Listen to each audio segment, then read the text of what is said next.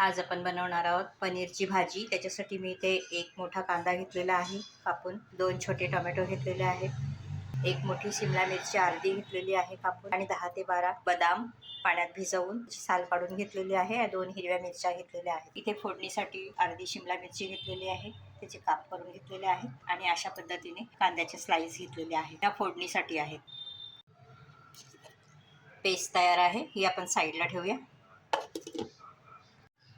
इथे मी 300 ग्रॅम पनीर घेतलेला आहे, अशा पद्धतीने क्यूब्समध्ये कट करून घेतलेला आहे। तुम्ही तुमच्या आवडीप्रमाणे लहान मोठे तुकडे करून घेऊ शकता। ते आता इथे मी कॉर्नफ्लॉवर घेतलेला आहे, कॉर्नफ्लॉवरमध्ये डीप करून अशा पद्धतीने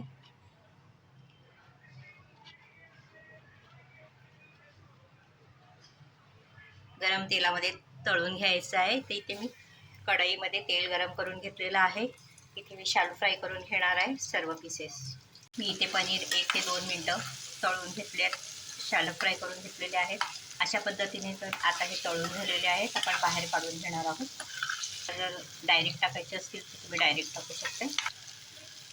आता ह्याच तेलामध्ये आपण कांद्याच्या स्लाइस आणि शिमला मिरचीचे काप टाकणार आहोत आणि हे व्यवस्थित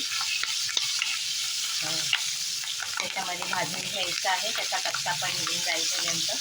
इथे आपण हाय फ्लेमवरती व्यवस्थित त्याला भाजून घेतलेला आहे कांदा आणि शिमला मिरची। आता ह्याच्यामध्ये टाकणार आहोत मसाले। त्यामध्ये टाकते एक छोटा चमचा मिरची पावडर, 1 छोटा चमचा गरम मसाला, छान मिक्स करून घ्यायचं आहे। त्यातच टाकणार आहोत आपण ही तयार केलेली पेस्ट। तर खमंग येतोय, एकदा नक्की ट्राय करा। मिक्स करून घ्यायचे आहे, काही सेकंद आपण हे झाकून ठेवणार आहोत। छान उकळी आलेली आहे आणि खमंग पण छान सुटलेला आहे भाजीचं।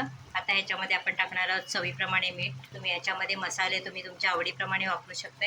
आता ही भाजी आपण व्यवस्थित मिक्स करून घ्यायची आहे आणि हे मसाले मंद आचेवरती आपण 10 मिनटं शिजवून घेणार आहोत। मग तेल सुटेपर्यंत अशी 10 मिनटं शिजवून घेणार आहोत। 10 मिनटं झालेली आहेत, मस्त तेल सुटलेलं आहे, खमंग पण छान येतोय। आपण त्याच्यावरती कोथिंबीर टाकून घेणार आहोत। त्याच पद्धतीने आपण त्याच्यावरती पनीरही सोडून घेणार आहोत। हे पनीर मी असेच ठेवते आहे, वाढून घेताना मात्र व्यवस्थित मिक्स करून घ्यायचे आहे। अशा पद्धतीने ही पनीरची भाजी बनवून तयार आहे। साध्या सोप्या पद्धतीने बनवून दाखवलेली आहे, त्याच्यामुळे नक्की ट्राय करा। हे तुम्ही चपाती, भाकरी, भाताबरोबर खाऊ शकता। व्हिडिओ आवडल्यास व्हिडिओ खाली लाईक करा, फ्रेंड्स फॅमिली बरोबर शेअर करा, कमेंट करायला विसरू नका। धन्यवाद।